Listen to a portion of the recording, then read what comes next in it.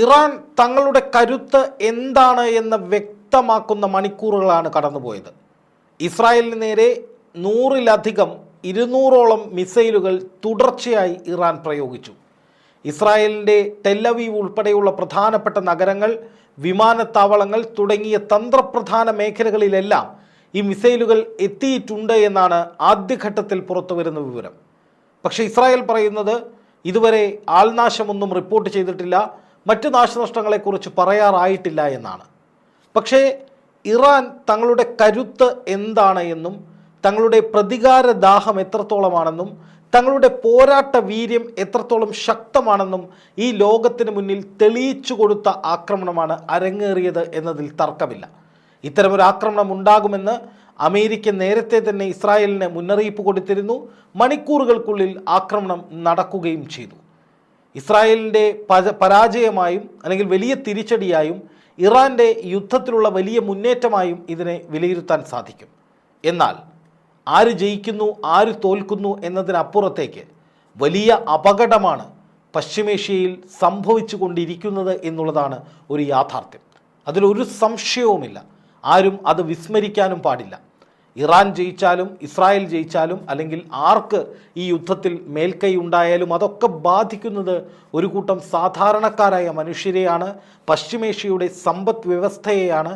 ഒരുപക്ഷെ അമേരിക്ക ശക്തമായി കളത്തിലിറങ്ങുകയും ഇറാനെ പിന്തുണയ്ക്കുന്ന റഷ്യ ഉൾപ്പെടെയുള്ള രാജ്യങ്ങൾ സജീവമാവുകയും ഒക്കെ ചെയ്താൽ ഒരു മഹായുദ്ധത്തിൻ്റെ പ്രതീതിയിലേക്ക് ഈ യുദ്ധം പോകും. ഇസ്രായേലിനെ സംബന്ധിച്ച് തിരിച്ചടിക്കുകയല്ലാതെ മറ്റൊരു വഴിയുമില്ലാത്ത നിലയിലാണ് ഇറാൻ ഈ ആക്രമണത്തിലൂടെ അവരെ കൊണ്ടുചെന്ന് എത്തിച്ചിരിക്കുന്നത് എന്നുള്ളൊരു കാര്യം കൂടിയുണ്ട്. ഇറാൻ്റെ സൈനിക ശക്തി അല്ലെങ്കിൽ ഇറാൻ്റെ ഇസ്ലാമിക് റവല്യൂഷണറി ഗാർഡ് കോപ്സ് എന്ന അവരുടെ സൈനിക വിഭാഗം അറിയിച്ചിരിക്കുന്നത്, ഇറാൻ റവല്യൂഷണറി ഗാർഡ്സിൻ്റെ വക്താവ് അറിയിച്ചിരിക്കുന്നത് മൊസാദിൻ്റെ ആസ്ഥാനത്തിന് നേരെ പോലും ആക്രമണമുണ്ടായി എന്നാണ്. മൊസാദ് ആരാണ്? ഹിസ്ബുള്ളയ്ക്ക് നേരെ നിരന്തരമായി ആക്രമണം നടത്തിയ, അതായത് പേജർ ആക്രമണവും വാക്കി ടോക്കി ആക്രമണവും അതിനുശേഷം ഹസൻ നസറുള്ളയുടെ കൊലപാതകവും അടക്കം ആസൂത്രണം ചെയ്ത് നടപ്പാക്കി എന്ന് പറയപ്പെടുന്ന ഇസ്രായേലിലെ ഏറ്റവും വലിയ അല്ലെങ്കിൽ ലോകത്തിലെ തന്നെ ഏറ്റവും വലിയ ചാര സംഘടനയായി അറിയപ്പെടുന്ന മൊസാദ്, അവരുടെ ആസ്ഥാനത്തിന് നേരെ പോലും ഇന്ന് ആക്രമണമുണ്ടായി എന്നാണ് ഇറാൻ അവകാശപ്പെടുന്നത്.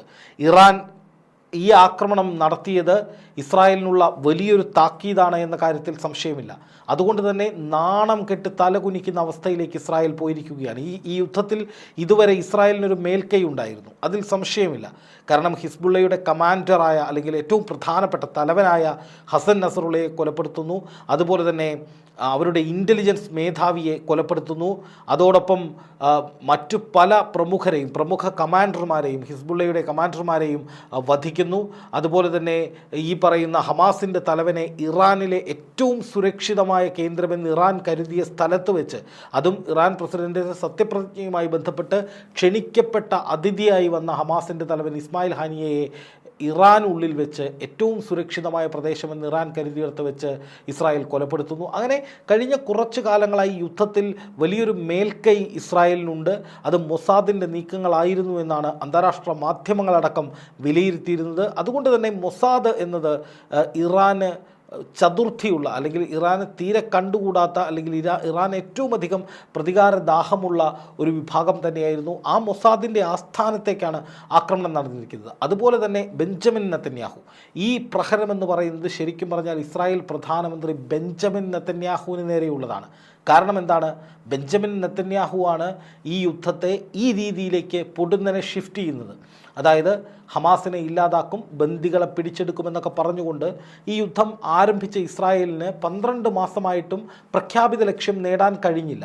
ഇതോടുകൂടി ഇസ്രായേലിനുള്ളിൽ ജനങ്ങൾ വളരെയധികം പ്രക്ഷുബ്ധരായി. ടെല്ലവീവിലൊക്കെ 6 ലക്ഷത്തോളം ജനങ്ങൾ തെരുവിലിറങ്ങി നെതന്യാഹുവിനെതിരെ വലിയ സമരങ്ങൾ അല്ലെങ്കിൽ പ്രത്യക്ഷ പ്രതിഷേധങ്ങൾ നടന്നു.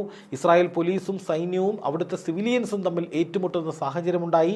അങ്ങനെ ആഭ്യന്തരമായി ക്രമസമാധാനം തകരുന്നൊരു നിലയിലേക്ക് ഇസ്രായേൽ നീങ്ങിയൊരു ഘട്ടമുണ്ടായിരുന്നു.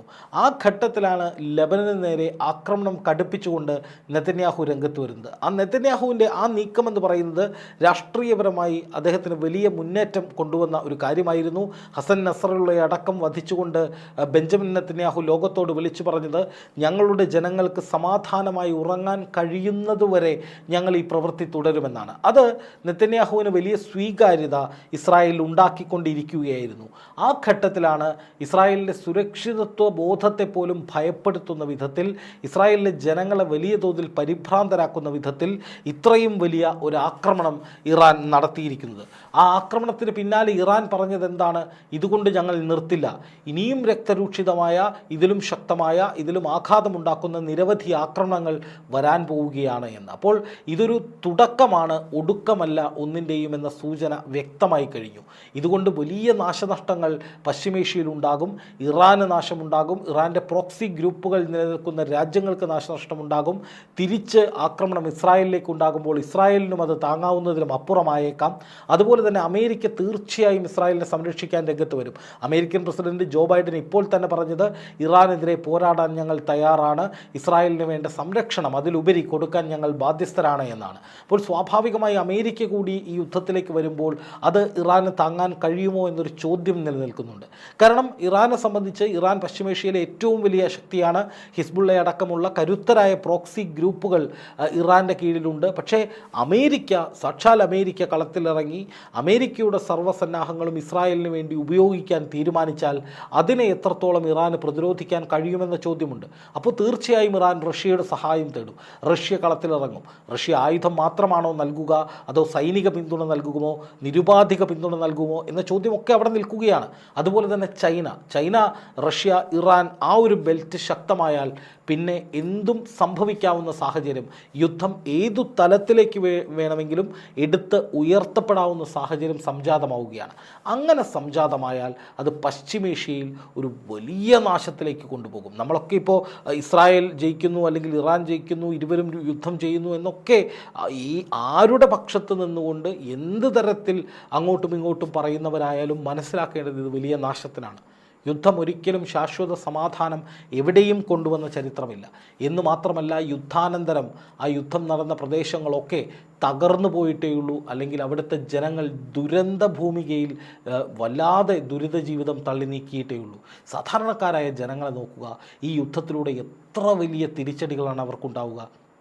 ഇപ്പം മൊസാദിൻ്റെ ആസ്ഥാനമൊക്കെ ആക്രമിച്ചു എന്ന് ഇറാൻ പറയുമ്പോൾ തീർച്ചയായും ഉറപ്പാണ് ഇതിനുള്ള തിരിച്ചടി ഇസ്രായേൽ നടത്തിയിരിക്കും.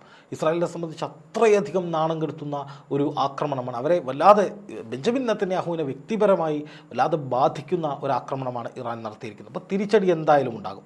എന്ന് മാത്രമല്ല, അയൺ ഡോമുകൾ പ്രവർത്തനക്ഷമമായില്ല എന്നത് ആയുധ വിപണിയിൽ ഇസ്രായേലിന് വലിയ തിരിച്ചടിയാണ്. കാരണം ഇസ്രായേലിൻ്റെ പ്രസ്റ്റീജിയസ് വെപ്പണുകളൊന്നും പ്രതിരോധത്തിന് ഉപയോഗിക്കാൻ കഴിയുന്നില്ല എന്ന നിലയിലേക്ക് വരുമ്പോൾ ഇസ്രായേലിൻ്റെ ഏറ്റവും വലിയ സാമ്പത്തിക സ്രോതസ്സുകളിൽ ഒന്നാണ് ആയുധ വിൽപ്പന, അതിനെപ്പോലും ബാധിക്കും. അപ്പോൾ തീർച്ചയായും ഇസ്രായേലിന് തിരിച്ചടിച്ചേ പറ്റൂ.